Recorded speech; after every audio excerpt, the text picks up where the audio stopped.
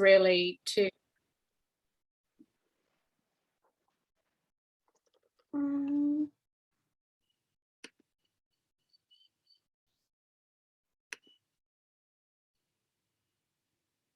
and Michelle, do you want to let people know that we're... Good morning. We're just waiting for a few more to join.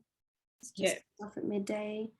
Hi everyone. We're letting everyone into the session. We've got a lot of people signed up for this session today, so we're just going to give it a few minutes before we formally start.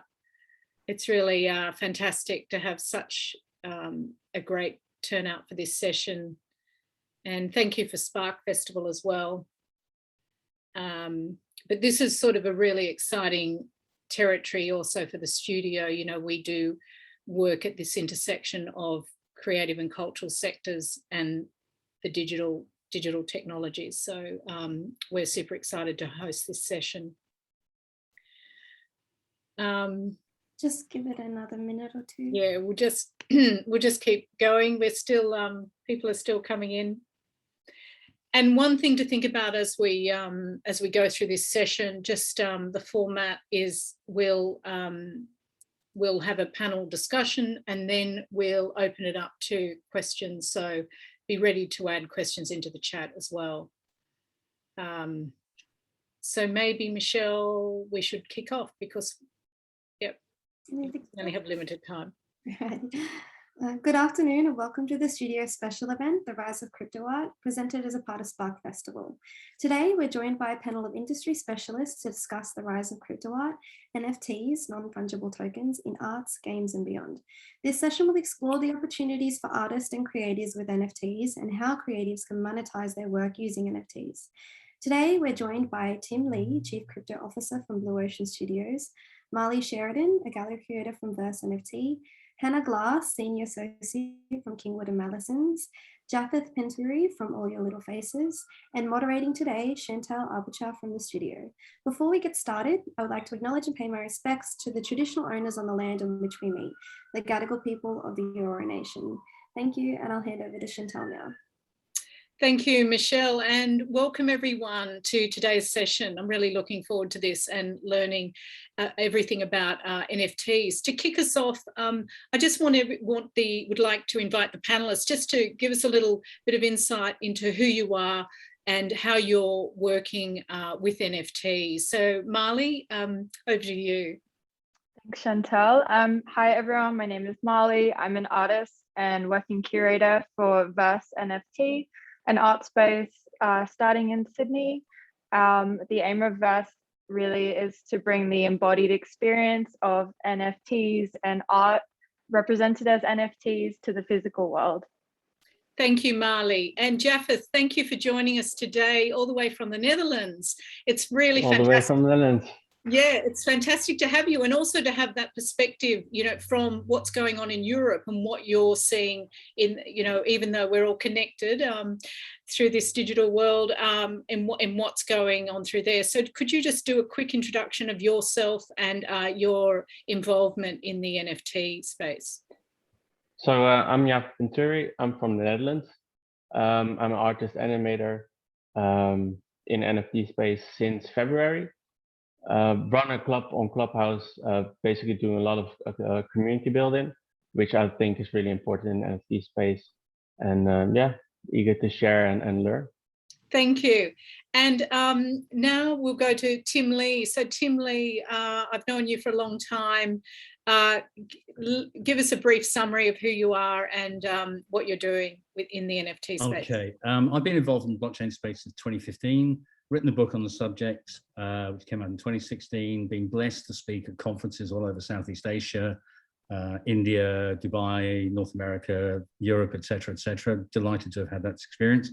This is after a 20 years experience in corporate finance, working on a project to empower Indigenous artists to actually capitalize on NFTs, and that's Walking Between Worlds, which we have the first collection coming out in about 4 weeks' time.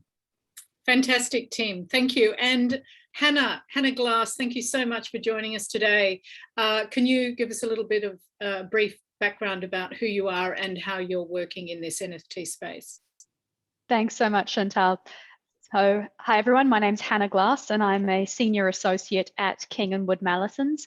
Like Tim, I've been working in this space for quite a while, and my background also is technically in financial services, but in relation to non-fungible tokens, I think the first time I really came across this in my work was actually people looking at blockchain real world use cases, and non-fungible tokens were merely the method by which these assets and these events were attached to a blockchain based system. Now, of course, with the growth in this space, the practice has developed quite significantly, because realistically what we do is specialize in that interaction between technology and existing laws and legal principles, and working out how we can ensure that when people are operating in this world, they have the same rights that they would have if you're in the tangible world, and sort of acting in that translation capacity. So we work across the breadth of the NFT space with creatives, with platform providers, developers, looking at artwork, gaming, music, even supply chains. So really happy to get into some of the issues that we're seeing there. Thank you, Hannah. So we might just backtrack a little bit, and because I know we've got a broad audience today, so I would really like, in very simple language, just a bit of an explanation around, you know, what is an NFT? Maybe Tim, you're a really great person to do this, and how they work. Okay, we'll try and keep it really simple at a very top level idea.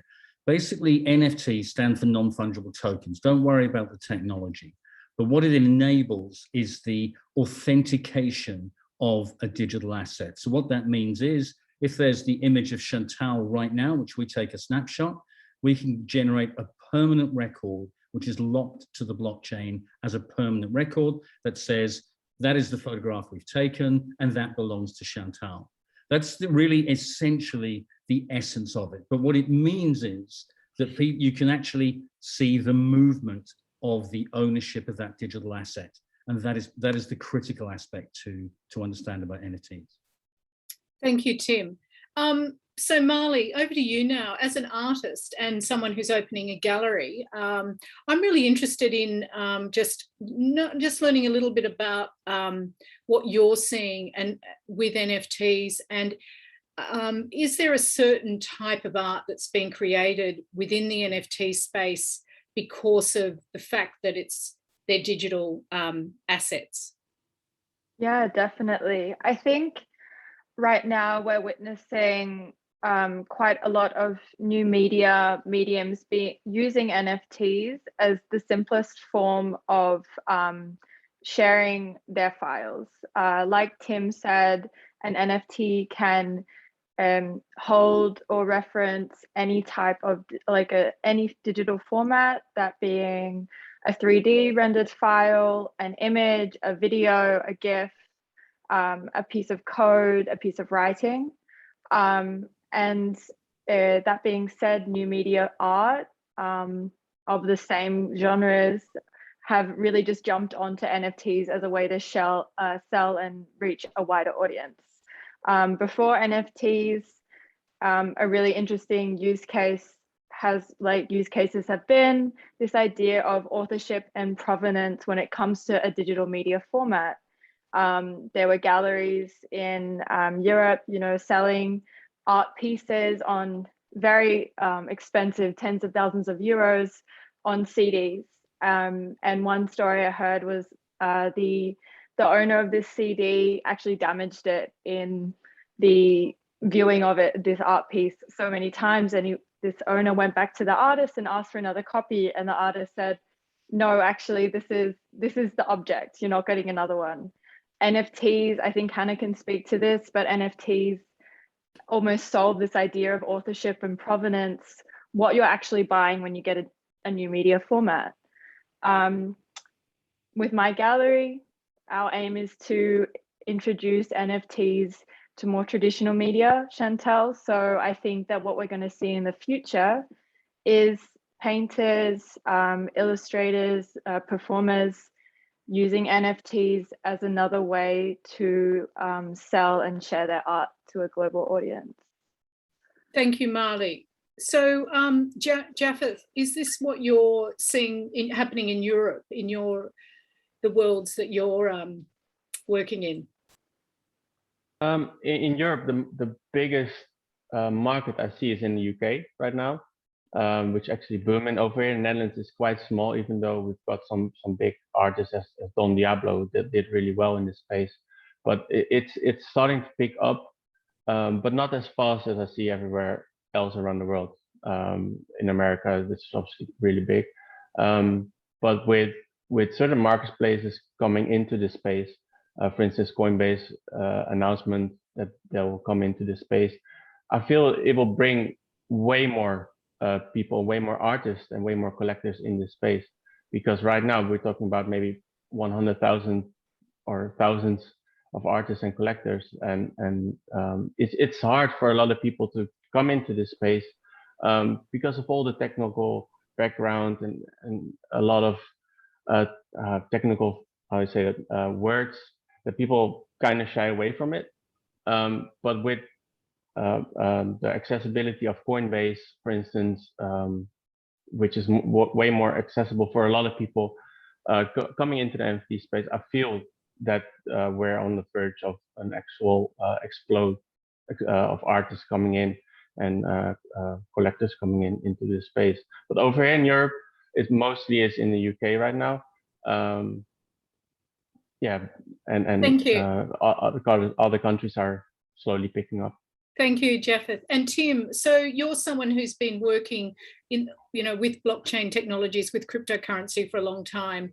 Can you provide some background and some insights into what you've seen happening over the last few years now, and why we're suddenly seeing this sort of real explosion of activity within this crypto art space? Yeah, I think the key thing is, if you remember back in 2017-18, there was the Pokemon Go experience where we had augmented reality, where people were chasing around trying to find Pokemons all over the place. This is the Pokemon Go moment for blockchain. Blockchain has been around since 2009 with the creation of Bitcoin. Ultimately, it's the same technology that underpins that. But the explosion of NFTs has actually showcased what the blockchain can do. And I'll just give you one example of this. A CryptoPunk, for example, just sold recently for $9 million. Now, this is a JPEG that anybody can right-click on and save to their computer, but it doesn't define that they own it. And somebody paid $9 million US for an image that all of us can actually right-click and save. And it's because of the power of the technology that underpins it, that it identifies that that particular person owns that asset. And so what it means is NFTs are proving the technology that all of us in the blockchain space have been working on. And we've been pulling our hair out trying to find the use case that's going to bring the power of blockchain to the general mainstream market. And that's what we're seeing now. So this is the culmination of 10 years work or 12 years work within the whole blockchain space has come together right now. And that's why it's so powerful, because it's also converging with the digitization of everything because of COVID. So everything has come together. So digital art is coming together with provenance, it's coming together with blockchain, it's coming together completely. And that convergence means this market is going to simply explode. And there's one reason behind that, is that the media companies can now get a clip on the ticket every time a piece of their digital work is sold. So for example, NBA Top Shots launched, the NBA launched NBA Top Shots. Every time one of those is sold, they get a clip on the ticket. And that is ad infinitum, and it's built into the technology. So the new business models are going to change everything. So Hannah, from a legal point of view, what does this mean for the individual artist? Because this is what we did want to sort of really drill down on in this session.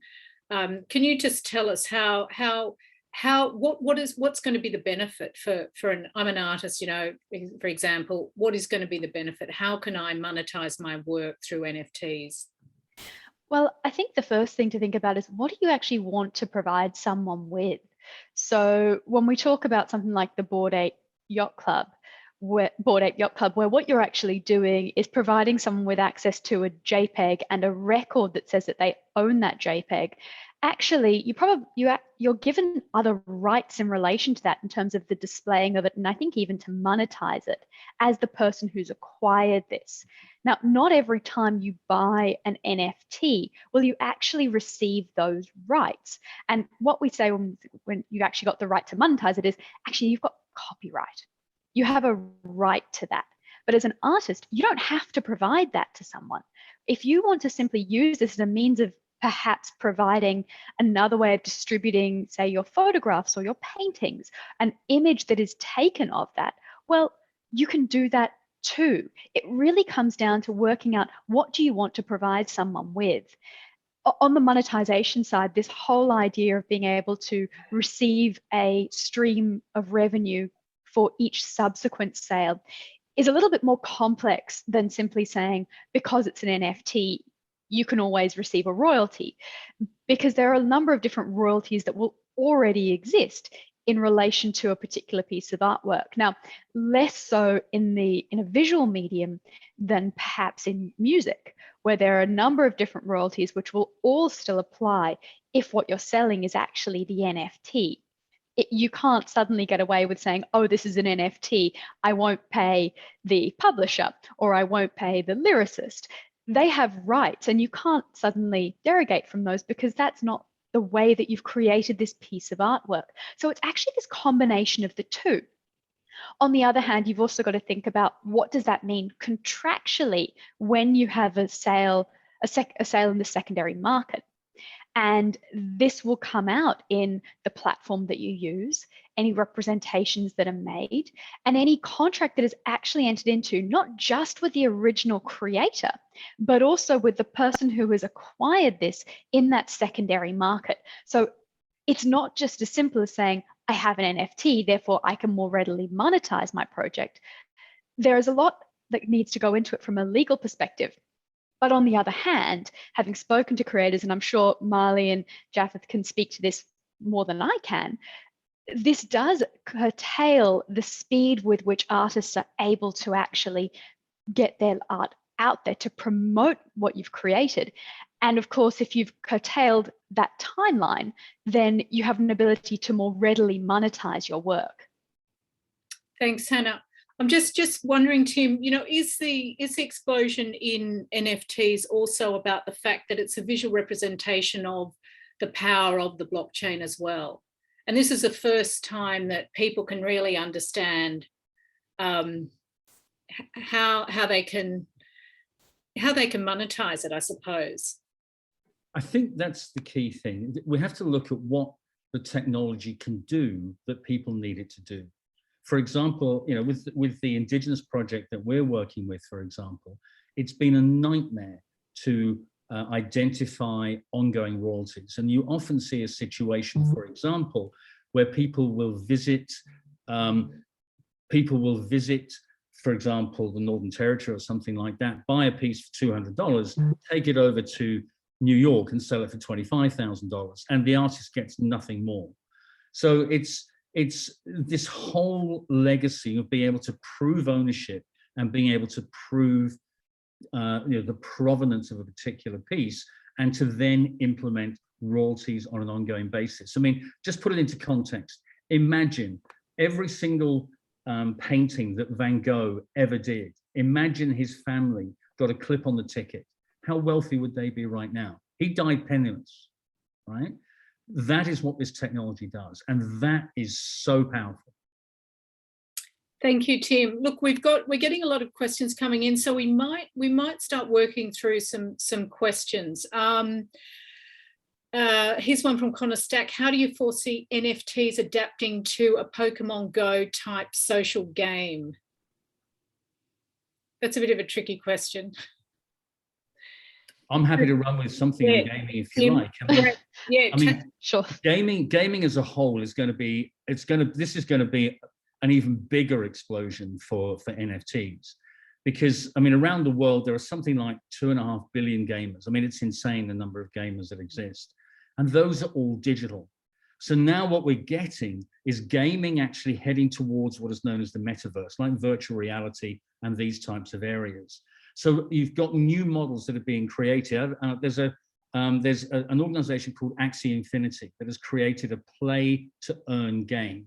And there are people out of the Philippines that are earning more money from playing games on behalf of people in the West, where they can actually have in-game products. If they spend a lot of time in the game, they can create these in-game products, which they can then sell. And so it was back in August, for example, the head of gaming at YouTube tweeted out, the future of gaming is free games, with the idea that you have in-game business models coming out. Gaming is going to be huge. And there's a really sensational video by the chair of Emoca Brands. If you get a chance to listen to the chair of Emoca Brands talk, he talks about this model. And this is absolutely the beginning of it's even bigger. I don't even know if there's a word bigger than tsunami, because you can actually sell digital assets within a digital environment. And that is where the whole market is going to be heading in that sort of 3-5 year time frame.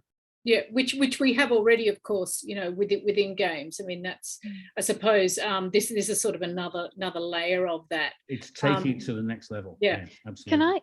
Can I jump in there? And it's interesting when we talk about games like Pokemon Go, because I remember playing Pokemon Go back when it was first released. And at one stage, you kind of got to a certain level, you had particular Pokemon, and then there was an issue with the server, and you lost your actual Pokemon. And suddenly your level went down to 0 again. The whole idea behind using a blockchain-based system is that the items that you have acquired within the game, whether that's a Pokemon or whether it's World of Warcraft and it's a sword, are actually not stored in that centralized database. They're stored within a decentralized database. And that means that you then have an ability to recall that once the game is restarted. And so that's where this actually comes from. It's not just a matter of, you know, you can play it and there's an ability to monetize it. It's when you are customizing access to the game, when you're playing the game, you have greater control.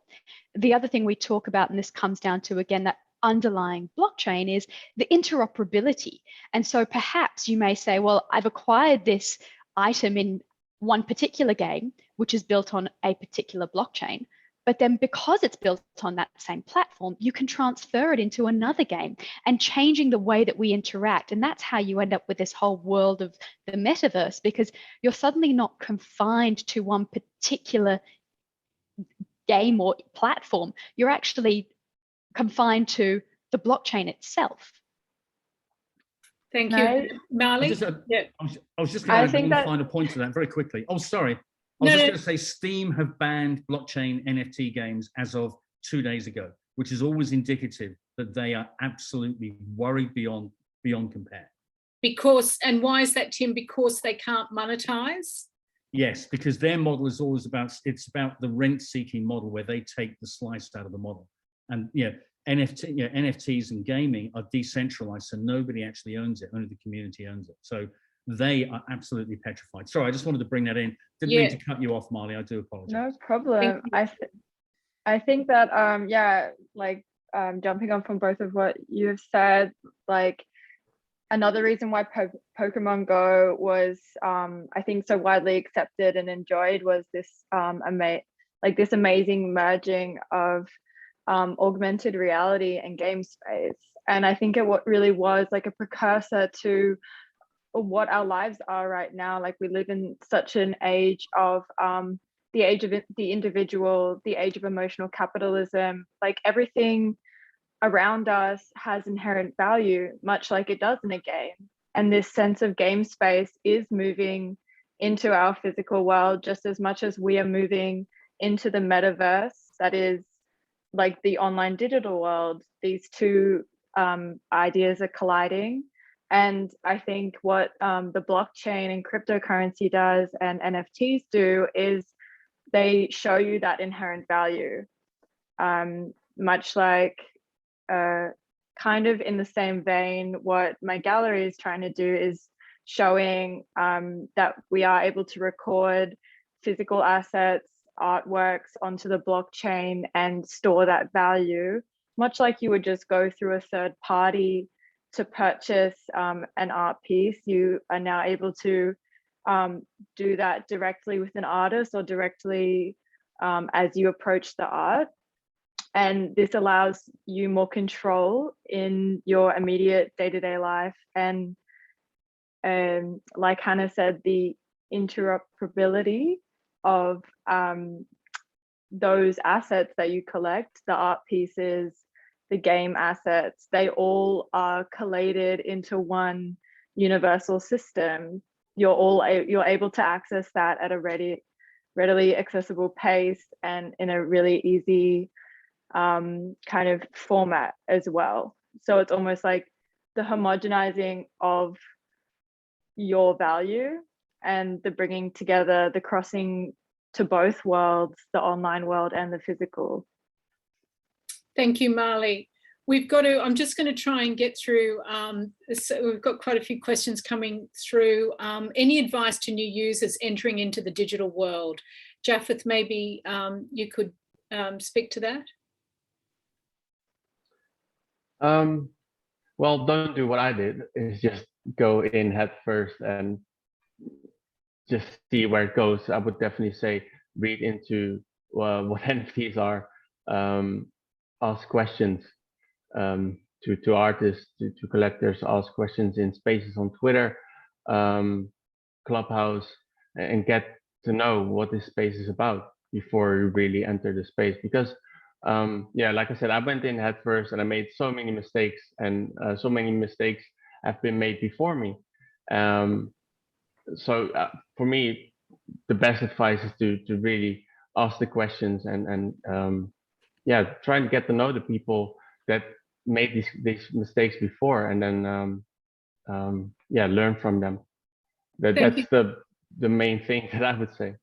Thank you.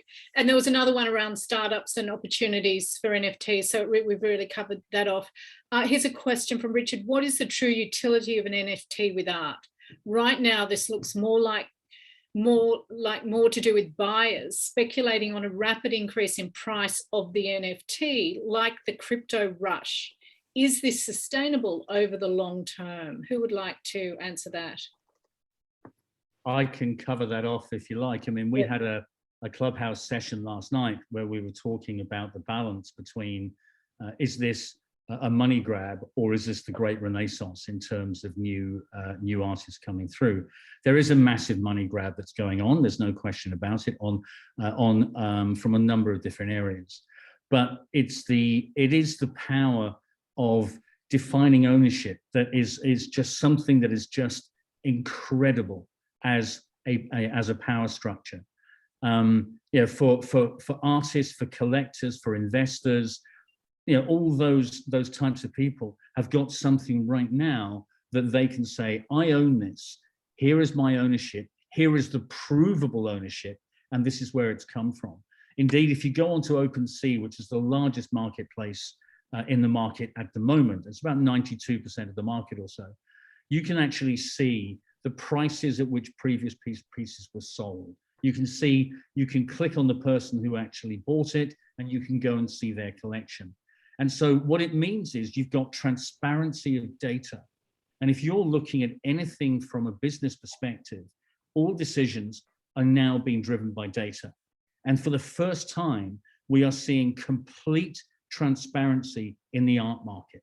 And that is so powerful, because if you think of even a year ago, how would you actually check the prices of particular pieces of art, and how would you know they're bona fide, right?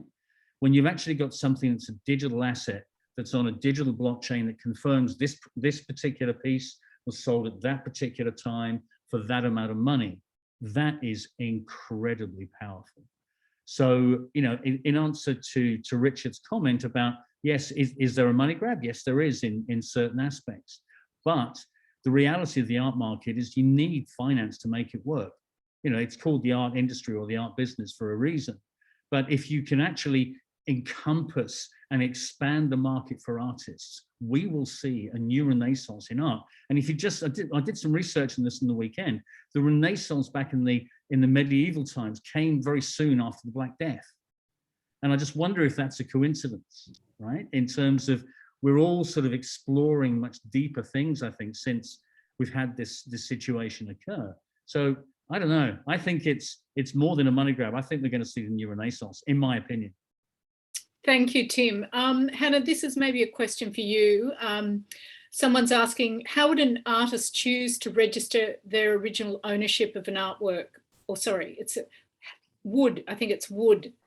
I think this is in terms of creating an NFT of an original artwork.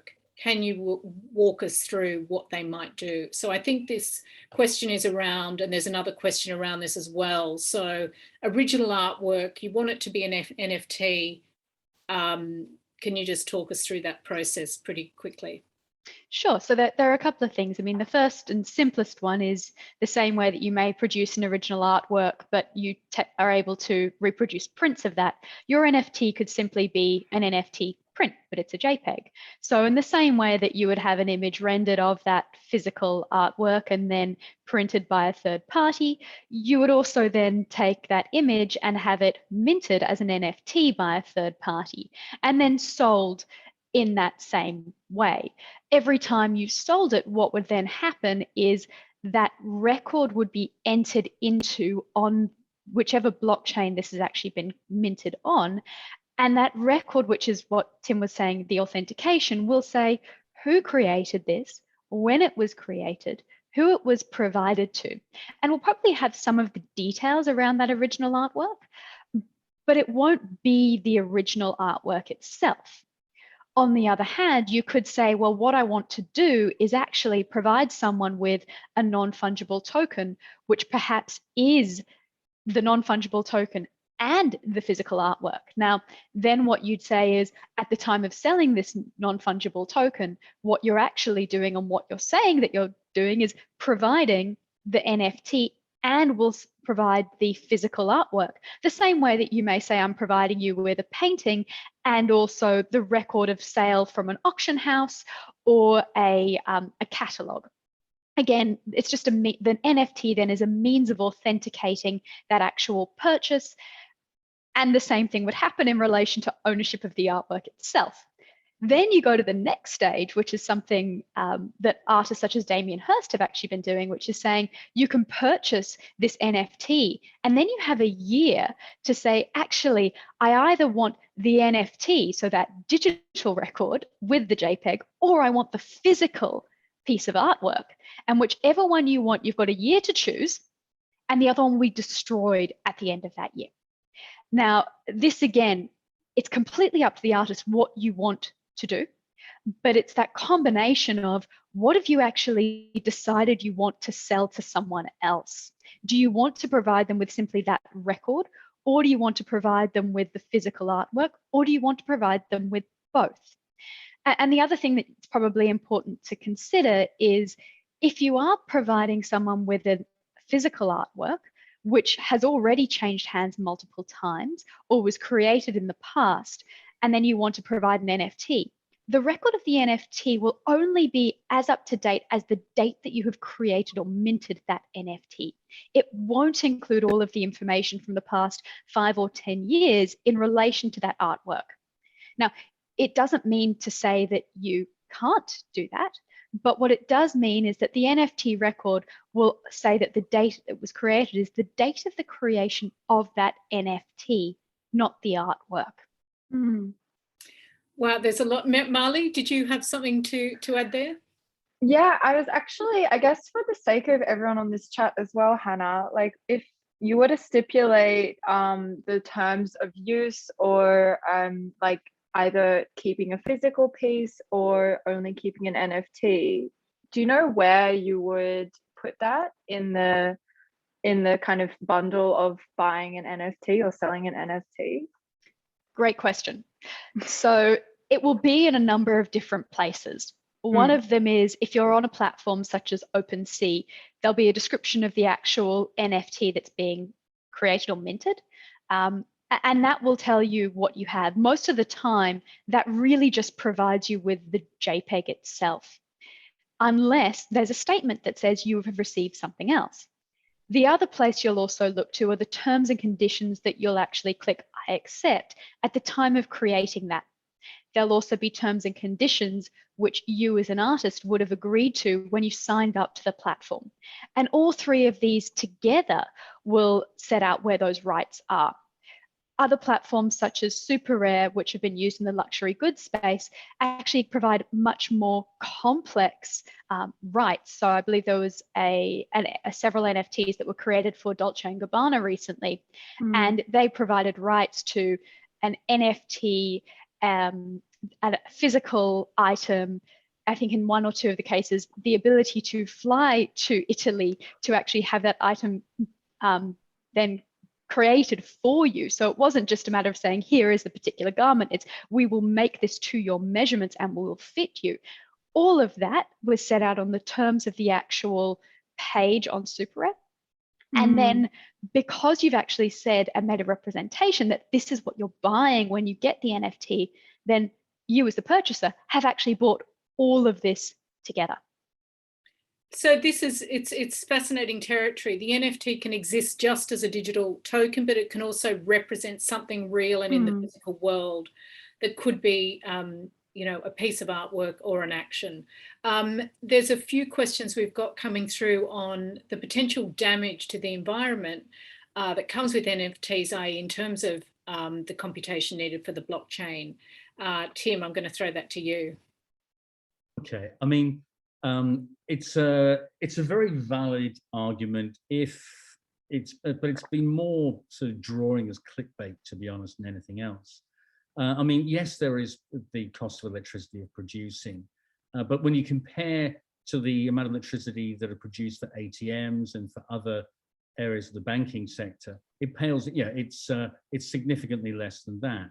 But what I would say is, you know, the conversations I've had over the past 6 months, especially with millennials and Zoomers in the art space, have been around the environment.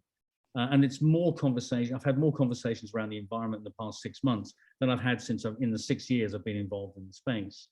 There are the actual platforms themselves, the blockchain platforms like Ethereum, for example, are very conscious of the narrative that's going on. And they are, for example, launching the version 2 of Ethereum sometime in 2022. They're talking about February, but it's been put back so many times before. But what it means is it will change the way in which the actual technology works and will reduce the carbon footprint by 95%, you know, as it stands at the moment. There are other blockchains like you know, Algorand and Solana and a variety of other ones that are already implementing this style of technology. I don't want to get into the nitty-gritty of it, but suffice to say that there are blockchains that are already carbon neutral at best, and some are deliberately going out as carbon negative. So it is a very big narrative, especially with ESG, you know, environmental, social, and governance within corporates as well. It is a very big issue. But it's more clickbait than the reality of it if you look at the hard data. But there are means and methods that are improving it over time. Thank you, Tim. Sorry, just Marla. to jump on top of that, there's it's really interesting. You can always look into the mission statement of whatever platform and whatever chain that you're using to see if they have an environmental statement or like roadmap. There's also individual platforms such as Ariel. They're an American-based company, but they have a specific tool for offsetting your own personal crypto wallet address energy usage, so that you can hop onto their website, you copy and paste your wallet address in, and it'll tell you how much carbon you've used in the whole time that wallet has been active, and you can pay to have it offset by a government approved carbon neutralizer. So there's, in the lead up to the Ethereum wrapping, which is going to reduce all the emissions by 95%, you can also do your little part if you're extremely concerned about that. Thank you, Marley. That's really great to know. So here's one for Marley and Japheth. How do you encourage users to buy your NFT as artists and as gallerists? I'll let Japheth go with that. For me, it took a few months before I actually made my first sale. And before that, I did a lot of community building, run rooms on Clubhouse, run a club on Clubhouse, and mostly all my promotion I did on Twitter. And it only just like a few months ago really popped off. Because I did all the community building, people retweeted me, and because the biggest crypto community is on Twitter, of people retweeting me, because I helped them and they helped me, and that's the whole point of the community building we did. That's how the collectors found me. So for me, it was a long road towards my first sale, but it was all based around the community building I did before, which I think is really important in NFT space, and it really brings the entire world so much closer. So yeah, for me, it was a lot of time in actually getting to know people, building community, having them, helping them, retweeting them, having them retweet me, and then yeah, hopefully, yeah, someone finds your artwork, and that's how it worked for me. Thank you, Japheth. And Tim or Marley, Tim, I mean, you're working with Indigenous artists. I'm really curious to know a bit more about how that work's been progressing and what you're doing. Maybe you could talk a little bit about that. Yeah, I'll be honest, it's taken us longer to bring this to market than we thought it would do. And I think a lot of the issue is, in inverted commas, of trust for Indigenous communities.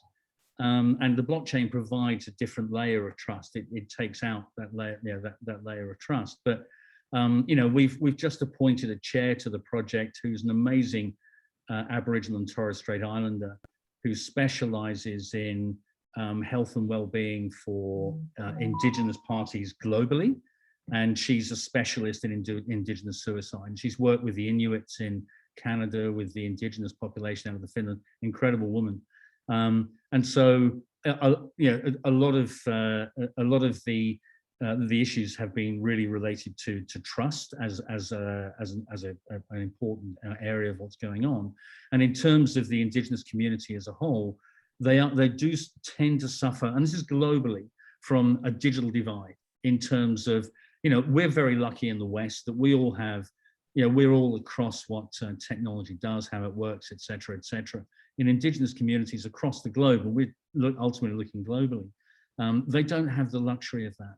And that positions those communities so far behind that, you know, this whole NFT revolution will pass them by if there's not proactive action taken. And it has taken us 9 months to get where we are now, but as a result, we've got some great Indigenous artists we're working with, and we're producing some hero pieces as part of the collection, which will embed poetry, auditory soundscapes from the Torres Strait Island, together with Indigenous music as well. So we have some very beautiful pieces, and I have to say I've learned so much. But you know, it is a big issue in terms of being able to get the pieces out into the wild, so to speak. And I mean, with Japheth, I mean, just as a point of disclosure, I've actually collected a number of Japheth's pieces, but I first came across him from somebody who retweeted his work. So it wasn't actually Japheth reaching out to me, it was somebody within his community that actually, that I responded to. And I looked at the art and I thought, wow, it's a bit out there in some ways, but it's really good. And I mean, I'm not just trying to shill Japheth's work, but he's also incredible as a community builder. He's actively on Twitter. I've done Twitter Spaces with Japheth, and we've actually, I mean, we did one 2 weeks ago, and we budgeted an hour. And this is all about looking at how collectors view things. Because I collect, I buy, I trade. How collectors view things. We budgeted about an hour. We were on there for 4 hours, and probably about 450 people went through. So, you know, it's the community online is based very much around Twitter. And can I jump in on there, Tim, as well? Yeah, sure. You go ahead. You go ahead. Yeah. Just to build on what you're saying, I got a few questions like this on a panel I did on Monday as well. I think that community is super important. Like what you said before, we've all just come out of a worldwide pandemic. We're still in it. And what everybody is forced to do was go online. And I think we saw a really big spike in cryptocurrency, particularly Ethereum and Bitcoin going up then. And then on top of that, we have the NFT boom.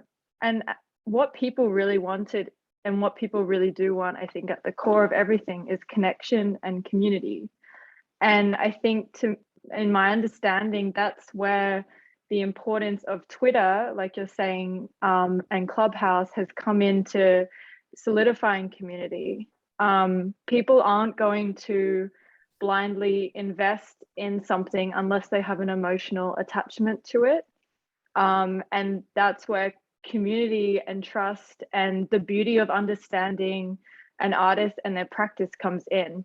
So while the crypto community very much so is existing on Twitter, I think I'm very new to the space too, but I think it's awesome. There's not so much red tape compared to Facebook or Instagram.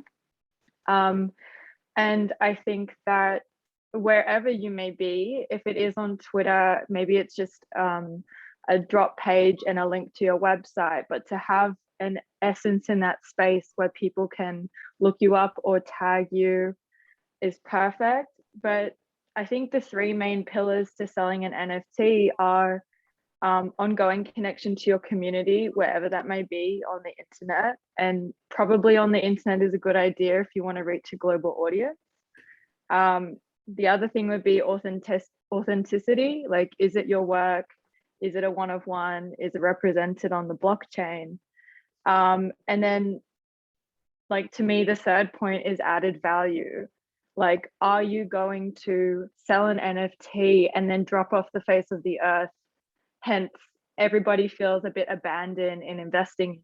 Or are you going to sell an NFT, talk to your buyers? Are you going to set up a miniature chat room somewhere in Clubhouse, on Twitter, in Discord, on Facebook maybe? Like, are you going to show them that you care?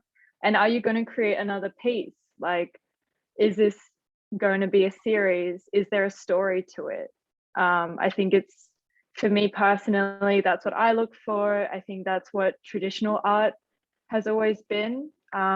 Investing in an artist and their practice over a long period of time, that's where it all came into play. And the gallery was the original space, and they've gone totally out of fashion because they were taking 40 to 50% of artist profits. We are out of the age of the middleman. Most NFT platforms, it ranges, take 10, 15, 20%, I think. Zora, the auction house that my gallery is building on, they don't have a percentage take. So it's really up to the hands of the artist where they want to publish their artwork and if they want to contribute a maintenance fee to anybody who houses their art. But yeah, creating that vibe where you can't have that in a gallery space. And obviously the space that I want to open is probably going to etch back to that traditional sphere of gathering, but it's not going to have that connotation of hierarchy. And I think we've moved past that. Thank you, Marley. Just one final thing, if I may, Chantal. There's one expression that summarizes the NFT community for me. And I heard it in a Clubhouse, in a Twitter space that Jafeth and I did earlier this week, where somebody said, I came for the Lambo, but I finished up with a van full of friends. And that just really summarized the NFT space. It is so friendly. Everybody's trying to help everybody because we're all at the beginning of this massive wave. So if you come for the Lambo, but you finish up with a van full of friends, that's pretty good. I suppose really in a nutshell, crypto art, it's now about connecting with artists, but in a digital realm, really, to sort of cut through everything. If that is a good summary, I'm not sure, but it really is about that relationship with people that are appreciating and wanting to collect and connect with the artists and their work. Hannah, we've just got a few questions. We've got lots of questions. I'm just going to try and get through them. I know we're meant to be finishing shortly. You might go a bit over time. I'm just going to throw a few questions at you. Is it possible for an NFT to have interchangeable elements or fluid attributes, or by its nature, must it be static? So that's a really interesting point. So if you actually look at NFTs and think about them purely as the underlying technology, you're only limited as much as that technology is limited. So if what you've done is created an NFT, which you can apply additional, and this is a technological program to it, a smart contract, well, then you can change the nature of that NFT over time. The same way, then if we go back to the idea of a print of an artwork, you can have a print that hangs on your wall.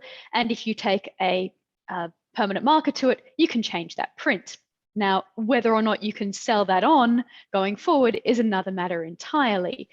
Perhaps if you yourself are a digital artist and you've actually made those adjustments, maybe you've increased the value of it. Or if it's simply someone who's playing around and has no clue what to do with this, you might have decreased the value of it. But once you have the NFT, what you do with it is up to you. On the other hand, of course, if you've done that and you've effectively transformed it without the permission of the initial artist, and you've then tried to on-sell it, the same way that if you had taken an image now, which was a print, amended that and tried to on-sell it, the original artist may well come after you and say, I have copyright in that. You don't have permission. Same thing could happen with an NFT. So because we have the ability to make these changes in the digital world using additional, what they call is smart contracts, but really computer programs that act on top of that NFT, you can transform it, but it's the exact same rights or the exact same problems would arise if you were transforming a physical piece of artwork in that same way. Thank you. That's really fantastic answer there. Just some other questions. Is NFT art about the art, or is it about the potential of getting in early for it to increase in value? Who wants to answer that? Joseph? I think it depends on the collector. Really, I think Tim is really the perfect person to answer this. He spoke about the differences in collectors. Some collectors see us as tokens. They see us as a coin. They buy in low, and they hope that the artist will blow up and they can sell higher. But I think, Tim, you are really the perfect person to answer this. Speaking about the differences in collectors. Okay, I mean, I think first of all, NFTs are 80% marketing and 20% talent. That's the reality of it. In terms of, the actual audience is very crypto-centric, very crypto-native. And you have to understand the whole marketing behind that sort of layer. And certainly within the market itself, as an artist, when you're looking at it, you have to look at the market from a strategic perspective, because there are fundamentally 4 different elements to the market. The first element is the flippers, And what they do, they might buy a piece that Jafet puts up for 0.1 of Ethereum, call that $380 and they might try and flip it within 1 to 3 days for $500 or $1,000, something like that. You've then got the traders, the people that look at, for example, Jafet's ongoing work and understand where the values of those might be. They might pick up something that somebody just needs to get rid of for whatever reason, hold on to it and sell it in a couple of weeks. You've then got the collectors that are actually buying pieces and holding on because the art resonates with people. And I mean, that's where I bought Jafet's work, and that's where I've bought others, where the art has spoken to me at a psychological level. It's something that just says, wow, I've just got to have that. And then the final layer to the market is the investor marketplace. And these are the parties that are investing more in the crypto punks, which might be $1 million, $2 million, $5 million, with the expectation that in the future, when large amounts of money come in from institutions and pension funds and regulated structures, that they'll turn their 1 million into 20 million. And so you've got those 4 layers. So as any artist, you have to understand those layers, and you have to accommodate all of those individual layers, because at different times, some collectors will be flippers and traders. And if you can, because in the market itself, because of the transparency of data, you could go into OpenSea, which again is about 92% of the marketplace, and you can see what pieces a particular buyer that is looking at your art, for example, has. And you can identify, are they a flipper? Are they a trader? Are they an investor? Or are they a collector? So if somebody's got 5 pieces of Jafet, the likelihood is they're a collector. So as a result, you can plan your strategies accordingly.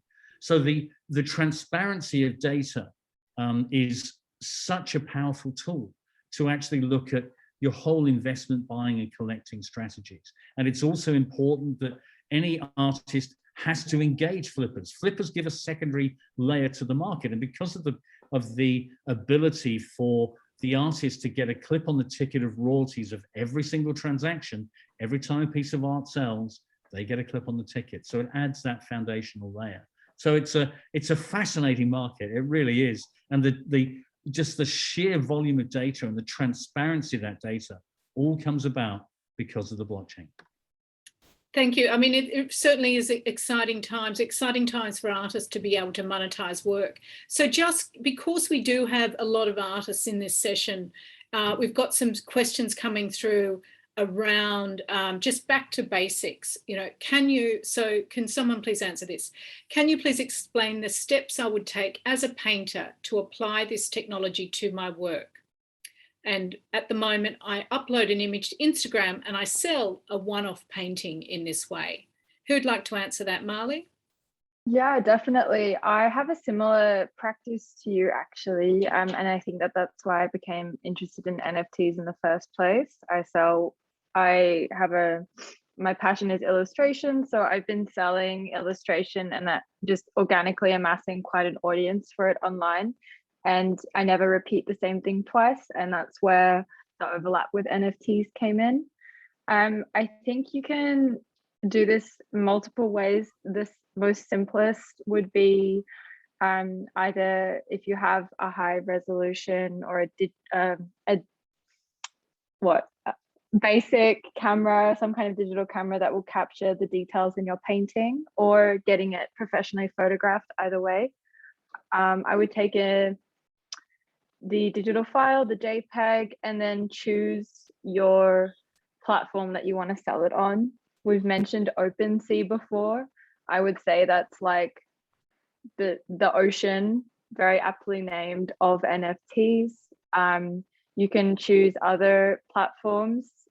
Zora, I really like, because like I said before, they don't take a resale like mark off your NFT. They're also becoming larger and more prominent in the space. Highly recommend checking them out. So you would take your JPEG and you would create a NFT wallet. What is an NFT wallet? That's how you that's how you collect cryptocurrency and allow your pieces to be sold as cryptocurrency, much like your day-to-day wallet. MetaMask is also a extremely popular, and I would dare to say, industry standard by now. There's very simple setup instructions on that as well. It also forms a plugin at the top of your web browser. So once you have created a MetaMask wallet, it sits inside of your browser. You log into, let's say, Zora, and there's a very clear button that says create NFT. And then, much like dragging and dropping an image into a browser, you put your image in, it asks for a description and what you would like your NFT to be known for. In OpenSea, and maybe Hannah can jump onto this, you can start to state your terms. So in OpenSea and Zora, you can start to state your terms, that being how much royalty do you want if this JPEG is sold in again. Another term would be, does this image, are you allowed to download it and then print it out? Is that the art piece? Or upon buying this JPEG, are you going to send the buyer the physical painting? I think all really fun things to consider. Hannah, did you want to jump in on that? Only to say that I think you're 100% right. There's a principle in law, and I'll get slightly technical here, which is you can only provide rights to something that you have. And you can only provide rights if you say you want to provide them to someone. So if you say to someone, actually, I've given you the right to print this out, to display it, to on-sell it, well, then that's the right that you've given someone. If you say I've given you copyright, you've given them copyright. Similarly, if you never received that copyright or you never said you were going to provide it to someone, well, then you can't on-sell that. So I think particularly in that initial phase, thinking about what you want to provide to someone and actually stipulating those terms is really, really important. But as I think I said before, it's not just a matter of what you've set out in that when you as an artist have uploaded it, it's also a matter of making sure that the terms of the platform itself allow you to do that as well. Because if you were ever to have an issue with this, all of the surrounding circumstances will be taken into account. So the terms of the agreement between the artist and the platform, the terms that you've stipulated at the time that someone has actually said that they wish to purchase the asset, as well as, and that's on, for instance, on OpenSea, but then also there'll be terms and conditions which are entered into at the time of acquisition. And all three of those together will probably set out what you've actually got a right to. I think when you're getting into that secondary part, which is sales on a secondary market and the ability to, or the requirement to provide a royalty back to the original artist, it's a really interesting area to get into. I won't get into the implications from a contractual law perspective because I think everyone will fall asleep. But there's a lot more in there than simply saying, if you sell this on, you have every person down the line, even say 5, 10, 15 years from now, needs to make that payment back to the original artist. How do you manage that? How do you enforce that? How do you actually transfer that right along the chain is something which is not so easy to actually enable and then ultimately enforce. I do want to add for anyone who does physical art and wants to send it to the collector that they would write, and this is a real good tip, only the first collector, because if it would go from the first collector to the next, to the next, to the next, logistically it's going to be a problem unless you have something really nice set up. But a real good tip for anyone who wants to sell their physical piece would be to write into the description or into the contract, only the first collector will get the physical piece, because otherwise it can be a logistical problem, because collector can be anywhere and everywhere. So yeah, that's a tip that I would give to an artist who wants to sell a physical artwork with their NFT. And it does create a sense of intimacy as well with your buyer, like going back to that authenticity and the community and the trust, like those three kind of pillars. I've spoken to a few collectors, and a few of my co-founders of the gallery are collectors, and they've had pieces sent from like South America, Japan. Like it's a whole story in and of itself, and that is also reflective in the price that you sell your NFT for. Thank you. Look, we're going to have to wrap up, and I'm sorry if we didn't get to your question today. We've been going for more than an hour now, but how I'd like to finish is we've got, there's a lot of people that are really wanting to know more about NFTs, how to monetize as artists, or how to engage in this space. So maybe we can just go around and everyone can provide their top sort of 3 locations of how people can really engage with NFTs as an artist or as a collector. If we can go to you first, Tim. The first thing I would say is, if you're a buyer or a collector, spend 30 hours looking at the market before you even buy. It's layered, it's nuanced, and that type of thing. So number one, go on to Twitter Spaces or Clubhouse, sorry.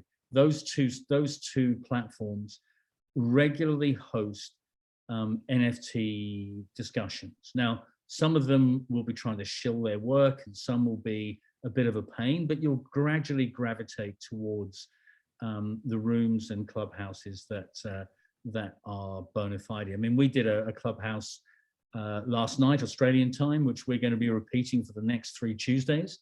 And we looked at yesterday, our NFTs a money grab or the new renaissance.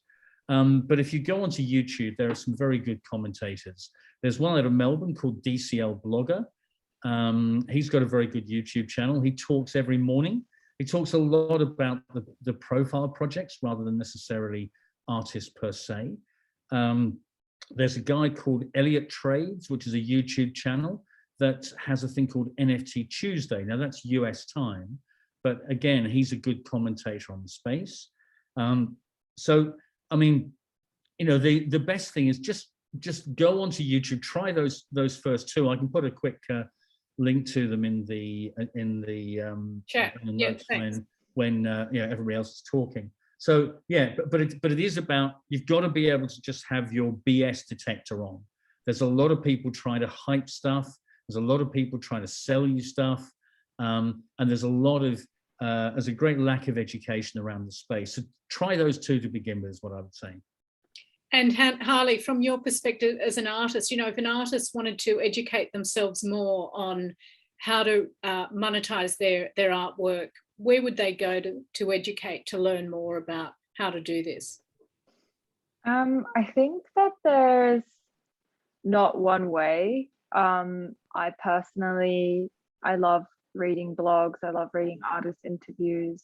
I think there's 2 different types of research you could do. You can look at an artist that you see becoming really popular, and you can scroll all the way down on their social media feeds and see what they actually did, because they're most likely going to be announcing it as it happens.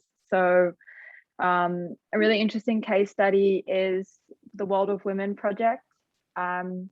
If you go onto World of Women on Twitter and you scroll all the way down, Yum is like saying how she only had 8 friends to begin with on Twitter, and now she has like over 10,000 followers, and it's a completely sold out, very successful avatar project.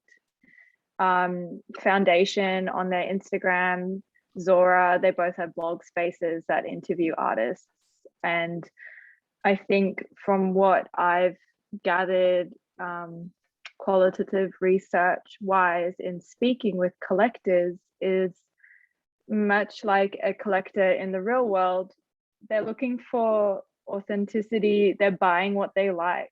So the first step is to probably just put yourself out there. Maybe your artwork is not 100% polished and complete. Maybe you think it could be better. Speaking from personal experience, I like hold back a lot of what I want to put online, but if you want to start amassing an audience in a market, show them that you're a real person, post little snapshots of sketches on a Twitter page, or just put up some initial drawings that you would like to sell, and ask questions to whoever you think will answer them. A bit of a mix. Thank you. Feel free to message me as well if you need any more tips. Thank you, Marley. And Japheth, if you can just tell us, you know, what's going, maybe some places that you go if you were starting out in this space, you know, where would you go about to sort of educate yourself or connect? Well, as a beginner, I'd say there's a club and also a website called nfts.tips. If you go to their website, there's a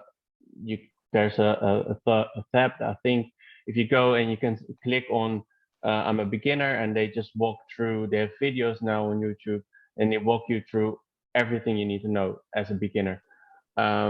It's called nfts.tips. It's the website, and they have a club on Clubhouse.